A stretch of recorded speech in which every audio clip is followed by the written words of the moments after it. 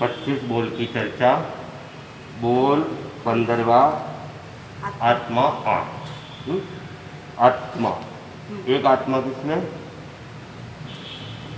द्रव्य में द्रव्य। एक आत्मा द्रव्य जीव में द्रव्यात्मा, और दो आत्मा किसमें? उपशम भाव। उपशम भाव में दो आत्मा। एक तो दर्शन उपशम भाव है, तो दर्शन हो गई होगा, और दूसरा चारित्र आत्मा। एक आत्मा किसमें बताया? द्रव्य जीव में द्रव्यात्मा, और दो आत्मा उपशम भाव में दर्शन आत्मा और चारित्र आत्मा। डेफिनेशन द्रव्य की, कोई जीव और जीव की मूल जो जीव है, जीव जो मूल रूप में है, इसकी क्रिया वगैरह। बाकी जितनी आत्मा है वो भाव आत्मा है, वो क्रिया है। और जो सिद्ध अवस्था की आत्मा है एक तरह से, वो शुद्ध आत्मा, शुद्ध आत्मा। द्रव्य आत्मा आत्मा के हिसाब से है। हाँ, मूल जो आत्मा है मूल आत्मा द्रव्य आत्मा। वो द्रव्य आत्मा।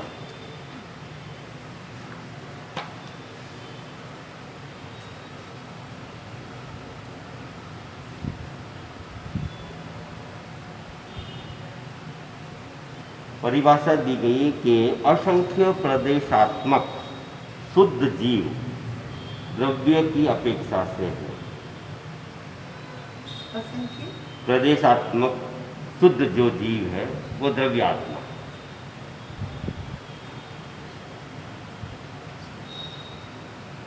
एक जीव में असंख्य प्रदेश होते हैं।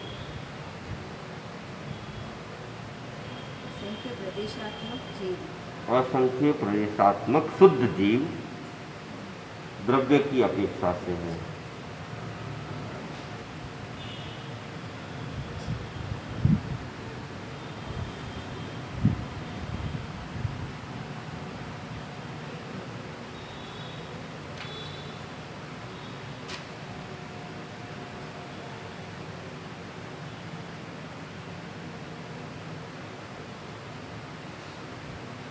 दो आत्मा जो कही गई उपशम भाव में, तो उपशम किसका होता है?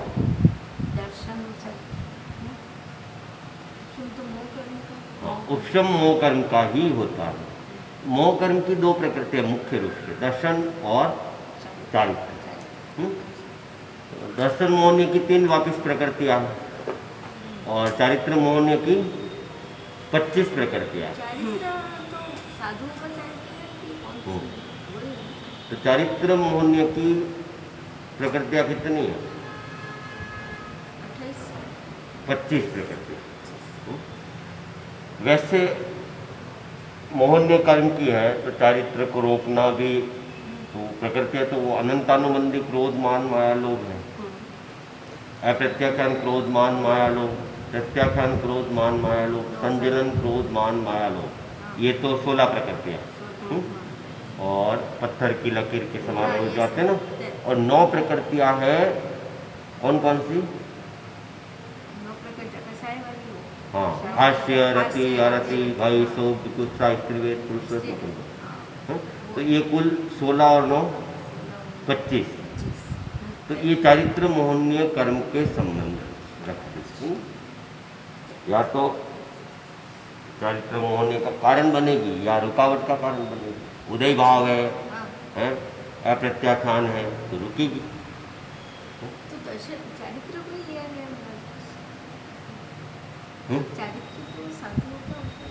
हाँ, पर प्रकृति के कारण से चारित्र नहीं आएगा ना, सम्यक तो भी नहीं आएगा, व्रत भी नहीं आएगा। हाँ, और हाँ, चारित्र केवल देश चारित्र भी आ रहा है तो मोहनीय कर्म का संयोक्षम भाव होगा, तभी आएगा ना। देश चारित्र भी आ रहा है, सर्व चारित्र भी आ रहा है, या उसके रुकावट का कारण बन रहा है, त्याग नहीं लेना, ये भी तो मोहनीय कर्म का उदय है ना। जब मोह कर्म की प्रबलता होती तो आदमी त्याग नहीं कर सकता है।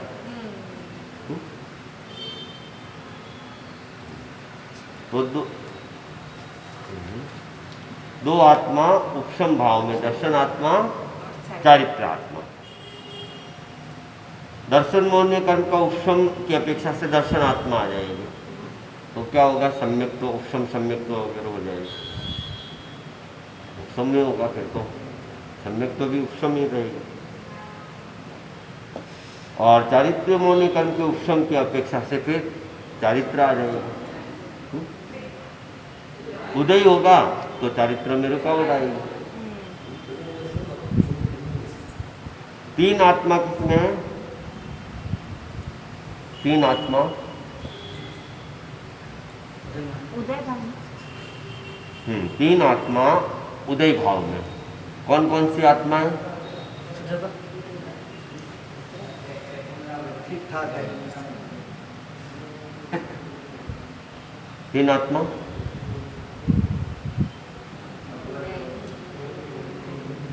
उदय किसका होता है?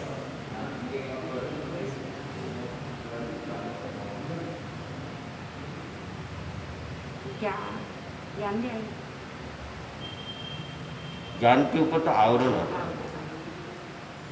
कषाय आत्मा, कषाय का उदय, क्रोध मान माया लोभ। योग आत्मा, योग भी, और दर्शन आत्मा, ये तीनों ही है ना। मोह कर्म के उदय के साथ इनका संबंध है। तीनों का जो संबंध है वो मोह कर्म के उदय के साथ में, कषाय का, योग का और दर्शन का।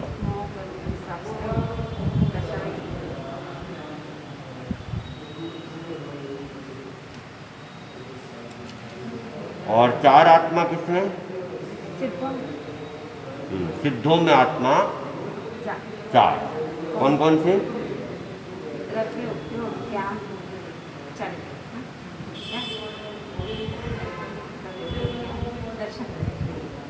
केवल दर्शन, केवल ज्ञान, दोनों का उपयोग, और मूल आत्मा, द्रव्य आत्मा, मूल आत्मा। द्रव्य आत्मा है और ज्ञान आत्मा है, दर्शन आत्मा है। उपयोग करते इसके हिसाब से उपयोग करते। एक समय ज्ञान रहता है, ज्ञान का उपयोग लगाते, दूसरे समय दर्शन का उपयोग लगाते। द्रव्य उपयोग ज्ञान, द्रव्य आत्मा जो मूल आत्मा, मूल आत्मा। और पांच आत्मा किसमें?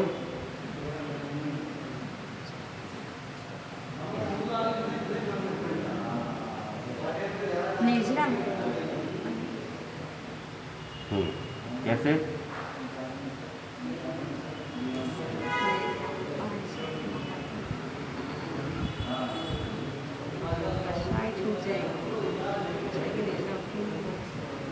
कषाय छूटेगा, योग उपयोग, ज्ञान योग,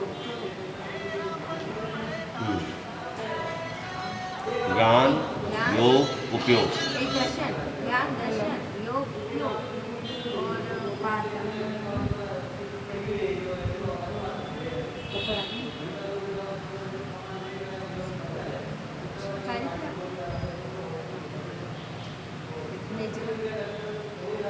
तो एक तो द्रव्य, द्रव्य ज्ञान, कसाई तो उसका है, नेचर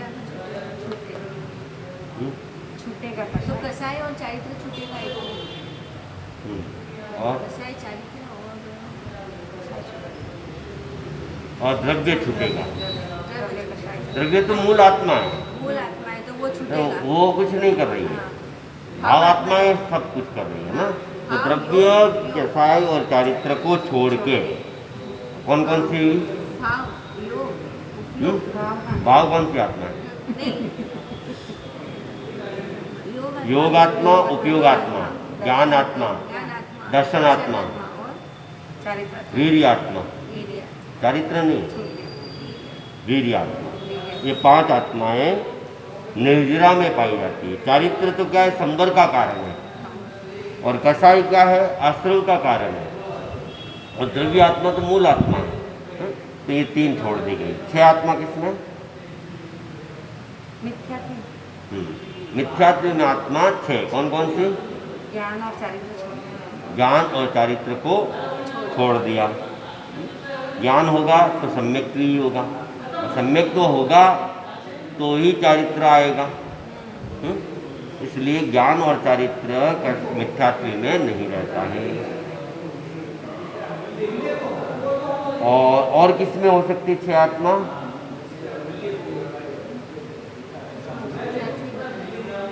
हम्म? देवता कौन कौन सी?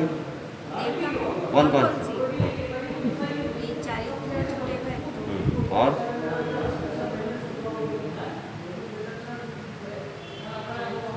देवता ज्ञान भी छूटे उपयोग छूटे क्यों छूटेगा?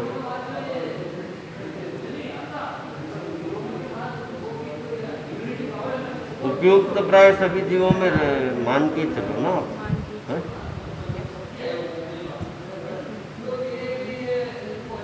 ज्ञान भी तो नहीं छूट सकते ज्ञान और चारित्र और ज्ञान हम्म? ज्ञान और चारित्र ज्ञान नहीं होता है, देवता सम्यक भी नहीं होते। मति ज्ञान स्रोत ज्ञान, अगर सम्यक हुए तो मति ज्ञान स्रोत ज्ञान हो गया ना, और मिथ्या हुए तो मति ज्ञान स्रोत ज्ञान होगा। तो कसाय भी तो नहीं छूट सकता इनका। कसाई तो छूटेगा तो हाँ, कसाय केवली बन जाएगा, केवली बन जाएगा तो वीतरागी तो बन ही जाएगा। चारित्र देवता सही है कि नहीं है? गलत है, गलत है। देवता गलत है। देवता ही गलत है। नहीं, देवता गलत नहीं है, आंसर गलत। आंसर नहीं, देवता का आंसर का वही पूछ रहे हैं। 6 आत्मा 14वें गुण स्थान में या अलेश्य में कह सकते हैं, अयोगी में कह सकते हैं।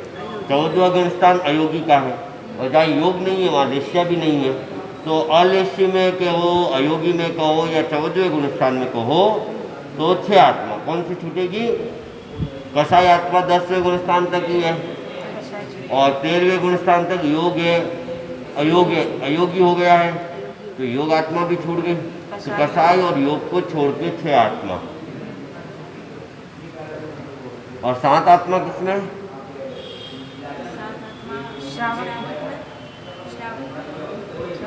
कौन से? चारित्र को छोड़ के ठीक है। और किसमें?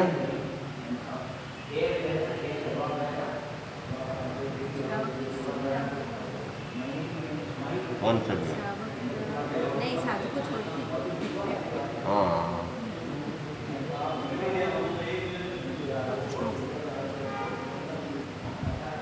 श्रावक में 7 आत्माएं। कौन सी छुट्टी? चारित्र आत्मा। नारकी और देवता में भी 7 आत्माएं, चारित्र को छोड़ के। चौथे गुण स्थान में भी 7 आत्माएं। वहाँ क्या छूटे? चौथा गुण स्थान में है, चौथे गुण स्थान में क्या क्या छूटेगा? देखो 7 आत्मा में चारित्र आत्मा छूटेंगे ना, एक ही तो छोड़ना।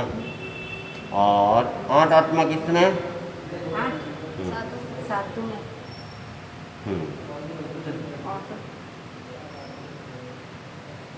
साधु में, हाँ निकल रहे हो? हाँ, हाँ, साधु कसाई आत्मा होती है। 13वें गुण स्थान में कसाई आत्मा है। तो छठे से 10वें गुण स्थान तक के साधु में, छठे से 10वें गुण स्थान तक के साधु में सभी आत्माएं। 10वें गुण स्थान तक कसाई रहता है, उसके बाद कसाई छूट जाता है। ये बोल 15वां संपन्न।